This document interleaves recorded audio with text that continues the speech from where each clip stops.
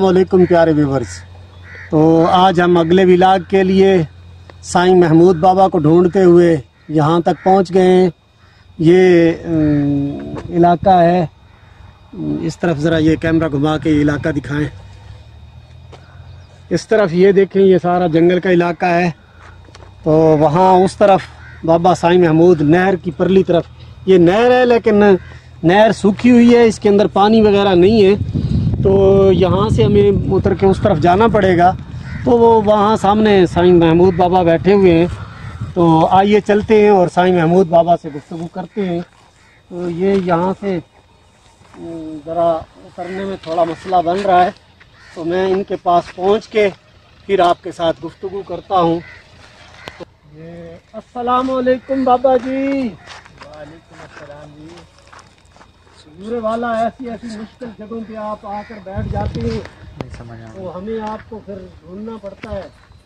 तो बहरहाल ये आपकी बड़ी मेहरबानी है कि आप हमें वक्त दे देते हैं। अस्सलाम वालेकुम।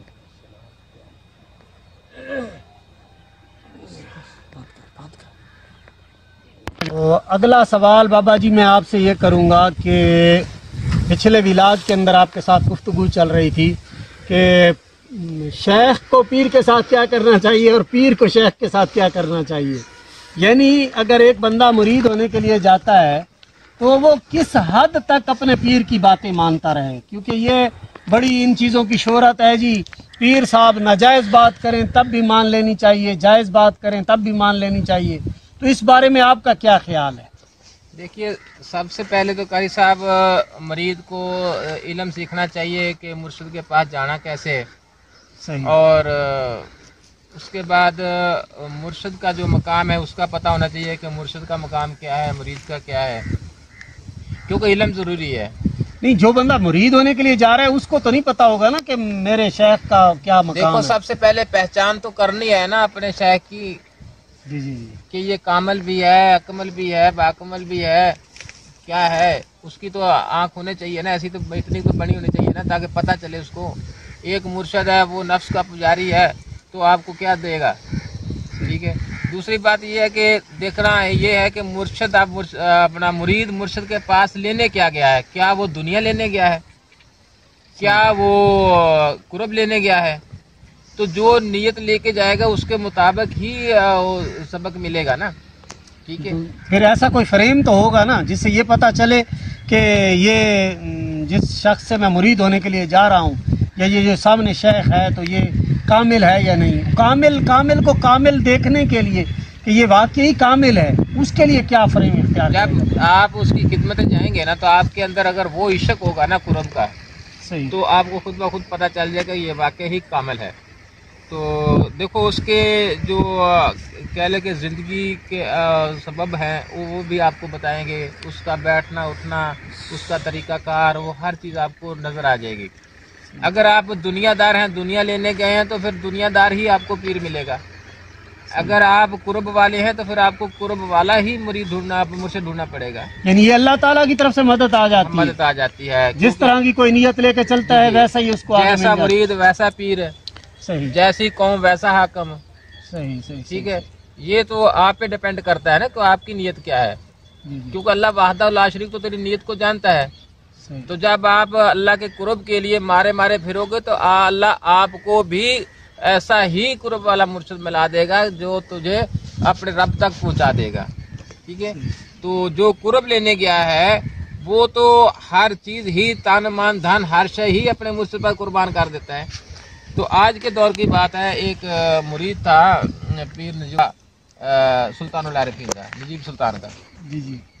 तो उसने क्या किया, उसके पास को घर था, को थोड़ी बहुत ज़मीन थी, उसने हर चीज़ जो थी ना अपने मुर्शिद के नाम में लगा दी। तो नाम पे लगाकर उसने फिर सबक पढ़ना शुरू कर दिया, हक नजीब सच नजीब, हक नजीब सच नजीब। ठीक है। सही। तो लोग कहने लगे कि ये तो पागल हो गया है। सही। ठीक है। मगर वो हकीकत तो जो है ना, देखो हजरत अबू बकर सदीक, हाँ जी, हजरत अबू बकर सदीक रज़ी अल्लाह ताला अन्हु, जी, तो उसने नबी करीम सल्लल्लाहु अलैहि वसल्लम की खिदमत में जब हर चीज़ पेश की तो पीछे क्या छोड़ा था। बल्कि वो तो उनके बारे में तो कहा जाता है दीवार पे हाथ मार रहे थे कि कोई सुई भी बाकी ना रहे। तो फरमाया कि सदीक क्या छोड़ कर आए हो। तो تو عرض کی یا رسول اللہ، اللہ اور اللہ کا میں رسول چھوڑ آیا ہوں، ٹھیک ہے، باقی ہر چیز لے کے آ گیا ہوں۔ تو اگر آپ اس سنت پہ جائیں تو پھر وہ بھی رشتہ آج مرید اور پیر کا یہی ہے، جب اپنا آپ تم مرشد کے سپرد کرتے ہو تو پھر ہر چیز مرشد کی ہے، ٹھیک ہے، وہ ہے قرب الہی والا۔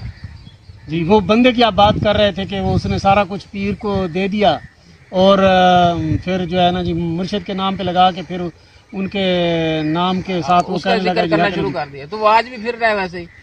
اچھا، یعنی کہ لوگ اس کو پاگل لوگ اس سمجھتے کو ہیں۔ پاگل سمجھتے ہیں، لیکن اللہ تو جانتا ہے نا کہ میرے قرب کے لیے اس نے ہر چیز، دیکھو قرآن پاک 4 سپارہ میں پہلی آیت بھی تو یہی ہے نا کہ وہ ہرگز بھلائی کی طرف نہیں جا سکتا جس نے سب سے پیاری چیز اللہ کی راہ پر خرچ نہ کی ہو۔ تو تو اس نے تو کچھ چھوڑا ہی نہیں ہے، اس نے تو ہر چیز قربان کر دی، ٹھیک ہے، اپنا آپ بھی اس نے مرشد کے سپرد کر دیا، ٹھیک ہے۔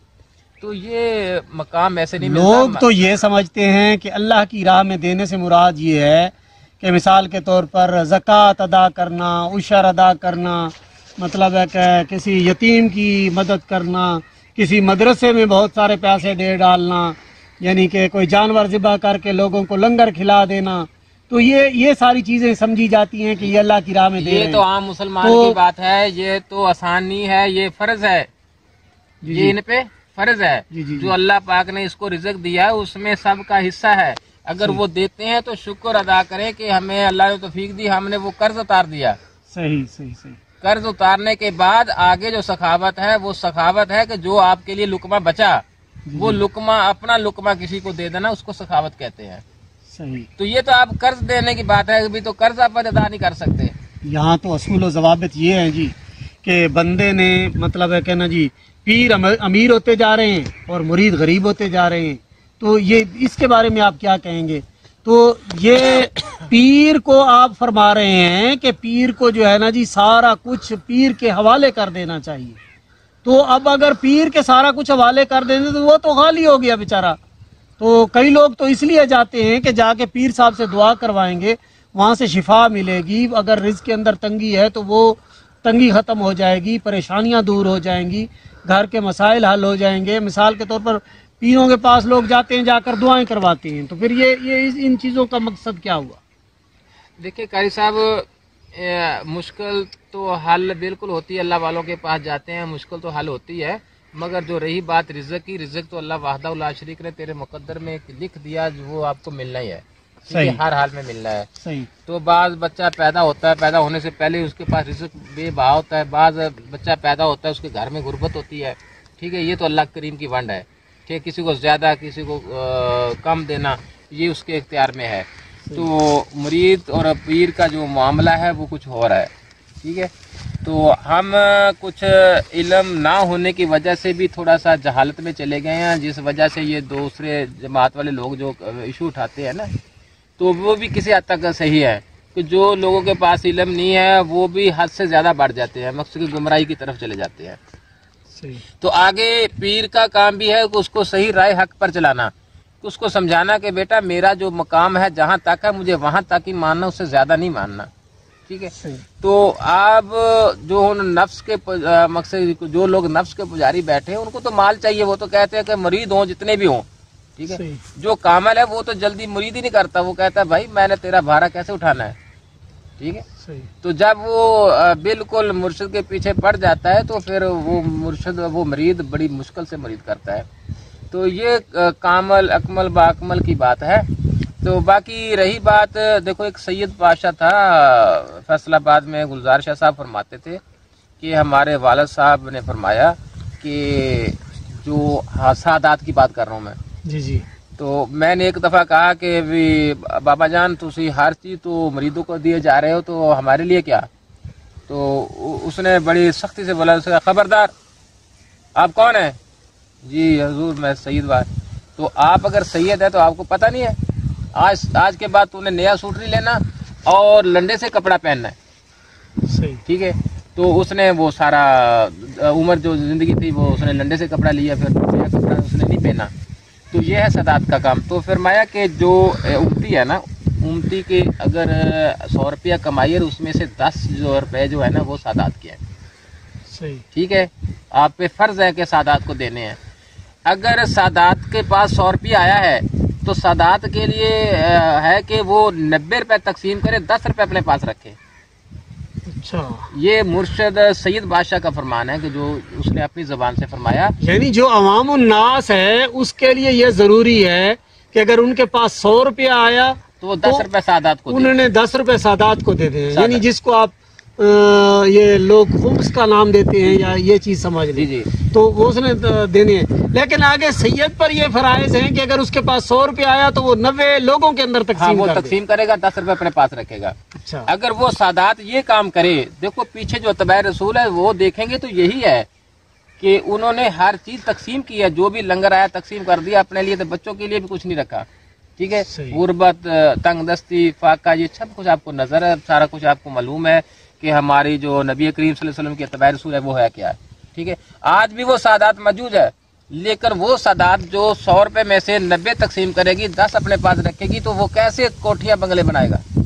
وہ کیسے امیر ہو سکتا ہے؟ تو لہٰذا ہم زیادہ اس پہ بات نہیں کر سکتے، کیونکہ نہیں اس میں یہ ہوتا ہے نا جی کہ بعض اوقات مریدین ہی مطلب وہ سارا کچھ بنا کے دے دیتے ہیں نا، بنا کے دیتے، لیکن وہ تقسیم کر دیتا ہے نا. سخی جو ہوتا ہے اپنے پاس رکھتا ہی نہیں ہے.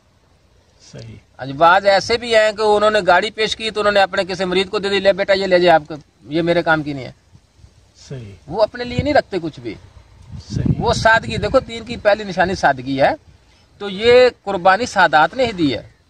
ٹھیک ہے، اسی سادات کے اتباع رسول پہ درویش چلتا ہے، فقیر چلتا ہے. وہ بھی دنیا میں اپنی کوئی چیز نہیں بناتا. صحیح. وہ میں نے آپ کو بتایا تھا نا کہ درویش کی جو نماز ہے کہ الحمدللہ رب العالمین، کہ تمام تعریفوں کا مالک میرا اللہ ہے، تو اس کو پتہ چلا کہ جب تعریفیں ہی میرے اللہ کی ہے تو اس نے اپنی تعریف ختم کر دی، اپنے آپ کو حال و بحال کیا، تو اللہ کی تعریف انہوں نے شروع کر دی. تو الرحمن الرحیم مالک یوم الدین کے ذرے ذرے کا مالک رب ہے، ہمارے سانس کا، ہمارے رزق کا، ہر چیز کا. تو اس کو پتہ چلا کہ ہر چیز کا مالک ہی جب خدا ہے تو میں کون ہوتا ہوں. اس نے اپنی ہر چیز تقسیم کر دی. ٹھیک ہے، آگے جو ہے اہدنا الصراط ایاک نعبد و ایاک نستعین، اے اللہ تیری بات کر رہا ہوں، تو اسے مدد مانگتا ہوں. تو وہ ہمہ وقت اپنے رب کے ذکر میں لگا رہا، اور انہیں کسی سے جو مدد مانگنے کی کوشش نہیں کی، کسی سے مدد لینے کی کوشش نہیں کی. وہ اپنے رب پہ اتنا قائم ہوا کہ ہر وقت اپنے اللہ کے ذکر میں رہا. تو اس کے بعد اہدنا الصراط المستقیم، آگے جو سیدھا راستہ ہے وہ جو اللہ اور اللہ کے محبوب کے احکام بتائے، جو فرمان تھا اس فرمان کے مطابق اس نے زندگی بسر کی، تو آج لوگ جن پہ انعام بخشا. تو یہ میں نے آپ کو پہلے بھی بتایا ہے کہ جو درویش کی زندگی ہے وہ اتباع رسول پہ چلتا ہے، وہ دنیا میں کچھ نہیں بناتا، ایک مسافر کی طرح زندگی بسر کرتا ہے. تو میرا تو خیال ہے کہ اگر یہ پیغام جو بھی سنے گا، جہاں تک ہماری آواز جائے گی، اگر غور کریں گے، توجہ کریں گے، تو انشاءاللہ ان کو سمجھ آ جائے گی. یہ عمران خان صاحب کو انہوں نے جیل میں ڈال کے رکھا ہوا ہے حکومت پاکستان نے. وہ مطلب ان پہ کچھ اعتراضات وغیرہ تھے یا وہ ان کے معاملات ہیں، ہمارا ان چیزوں سے لینا دینا کچھ نہیں ہے. بہرحال میں ایک سوال کرنا چاہوں گا. عمران خان صاحب کو جیل میں ڈالا ہوا ہے، تو وہ مطلب جب اپنی تقریر کرنے لگتے تھے تو وہ لازمی جو ہے نا جی بسم اللہ الرحمن الرحیم پڑھ کے وہ کہتے تھے ایاک نعبد و ایاک نستعین، اور بار بار اس چیز پر زور دیتے تھے. نہیں، وہ مرد کلندر اس بات پہ پختہ ہے، قائم ہے، آج بھی وہ قائم اسی بات پہ کھڑا ہے. جو اللہ میرا کرے گا میں اس پہ قائم ہوں، وہ قائم ابھی بھی قائم ہے. وہی تو مرد کلندر ہے نا کہ جس نے ایاک نعبد و ایاک نستعین پہ ایمان رکھا ہے، تو وہ ابھی قائم ہے، تو وہ نہیں گھبرایا. تو اسی لیے کہ آپ سب کو بھی نہیں گھبرانا چاہیے. جو ایاک نعبد و ایاک نستعین پہ کھڑا ہو گیا کو اس کی خدا کی طرف سے مدد آئے گی. مشکلاتیں آئیں گی، لیکن مشکلات کے بعد آسانی آئے گی. تو پیارے ویورز، ہماری گفتگو ہوئی سائیں محمود بابا کے ساتھ، اور ان سے ہم نے فیوض و برکات حاصل کیے. ان سے ہماری گفتگو ہوئی بابا سائیں محمود سے، تو ہمیں بہت سارے انہوں نے اپنے ملفوظات سے نوازا. تو احباب انشاءاللہ اگلے ولاگ کے اندر مزید گفتگو کو آگے بڑھائیں گے.